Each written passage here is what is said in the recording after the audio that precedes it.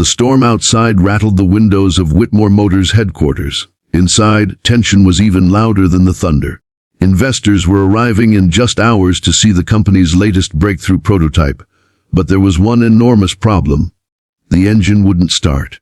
As panic spread through the garage, the CEO herself stormed in, her heels echoing like a judge's gavel, and in that moment a quiet janitor stepped forward. He wasn't supposed to matter. He wasn't supposed to speak. But what happened next would change not only the company's future, it would change all of their lives forever. Introducing the characters, Clara Whitmore had built her reputation on power. At only 34, she was one of the youngest CEOs in the automobile industry. The press called her the Iron Lady of Motors. Sharp suits, sharper words, nothing slipped past her. But her ambition had also made her cold. She didn't have time for mistakes or emotions or people. Daniel Brooks was the opposite, a 38-year-old janitor who worked night shifts to provide for his 8-year-old daughter, Emily. His hands were rough, his back often ached, and his life was a constant struggle. But Emily's smile kept him going. To her, he wasn't just a father, he was a hero. To the first encounter that stormy Monday, Daniel was simply doing his rounds when he heard the commotion in the garage. "Why isn't this engine working?" Clara shouted, her frustration boiling over. Her engineers, some of the best paid experts in the industry, looked helpless. Daniel paused, mop in hand. The sleek engine gleamed under the lights, but to him, something about it looked familiar. He stepped closer, almost whispering to himself. "Looks like the fuel injection timing is off." Clara spun around. "Excuse me, did the janitor just speak?" Her tone dripped with sarcasm. Daniel froze. He hadn't meant to say it aloud. But something inside urged him not to back down. "I used to work on engines before," he said quietly. "I think I can help." The engineers chuckled. Clara folded her arms. "Oh really? A mop and a wrench go hand in hand, do they?" The room laughed. Then, with a smirk, she delivered the line that would haunt her later. "If you can fix this engine, janitor, I'll marry you myself." The laughter grew louder. Daniel's face burned, but instead of shrinking away, he set down his mop. His voice was steady. "Deal." The laughter stopped. To the test, Daniel rolled up his sleeves. For the first time in years, he touched tools not for survival, but for passion. His hands moved with confidence, each twist of the wrench carrying memory and muscle. Hours passed. Engineers whispered. Clara tapped her heels impatiently. Finally, Daniel turned the key. The engine roared to life, smooth and powerful. Silence fell. Then gasps. Clara's smirk vanished. Her eyes widened in disbelief. The janitor had done what her experts could not. Daniel stood up, wiping his hands. Sometimes all it takes is listening to the machine, not just looking at the numbers. Clara's pride kept her silent. But in her chest, something cracked open. The seeds of respect. The launch succeeded. Investors were impressed. Publicly, Clara credited her team, but in private, she couldn't stop thinking about Daniel. She began noticing things. How he always packed 2 lunches, one for Emily. How he stayed late, quietly fixing things others ignored. How he never complained, even when life was clearly heavy on his shoulders.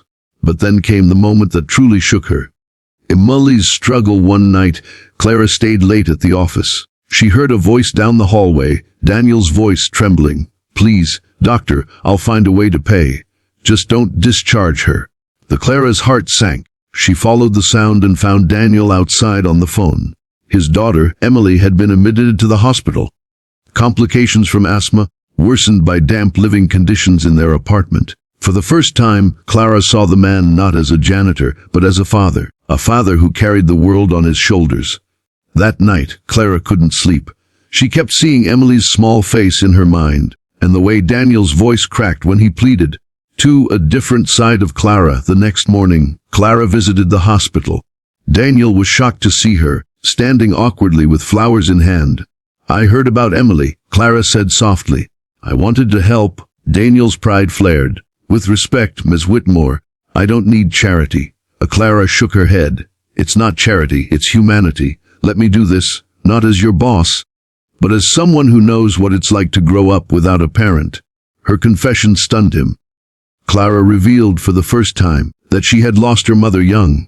Her father had buried himself in business, leaving her to raise herself. Success had always been her shield against loneliness. Slowly, Daniel's walls lowered. He realized she wasn't just an icy CEO, she was also a woman who carried her own scars. the bond grows. Weeks passed. Clara began helping Daniel in small ways, moving him into a safer apartment, ensuring Emily had the best care. At first, Daniel resisted, but soon he realized it wasn't pity. Clara truly cared. Emily adored Clara. She would draw her little pictures, Clara in her suits, Daniel with his wrench, all three holding hands. Daniel laughed once, showing Clara a crayon drawing. "Looks like she's planning our wedding already."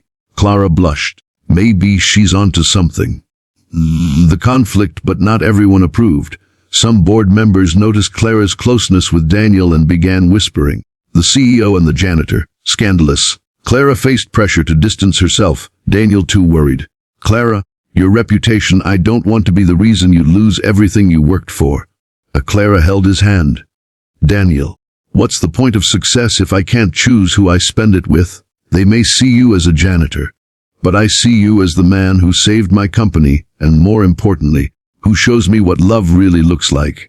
The proposal. One evening in the very garage where it all began, Clara walked in holding a small box. Daniel was teaching Emily how to tighten a bolt. "Remember what I said the first day we met here?"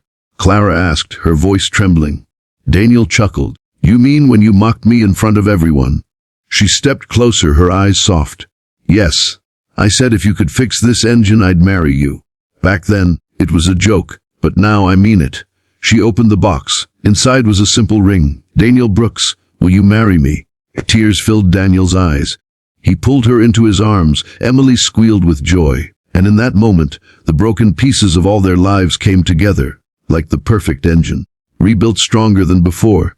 Final message. This story teaches us that no human being is defined by their job title, their income, or their status. What matters is character, resilience, and love. Clara learned humility. Daniel rediscovered his worth, and Emily found a family stronger than any storm. So the next time you see someone you might overlook, remember Daniel. Remember that behind every face is a story, and behind every story is a lesson. Call to action. Now I want to hear from you. Would you have believed in Daniel when everyone laughed at him? What lesson did this story teach you about respect and kindness? Share your thoughts in the comments.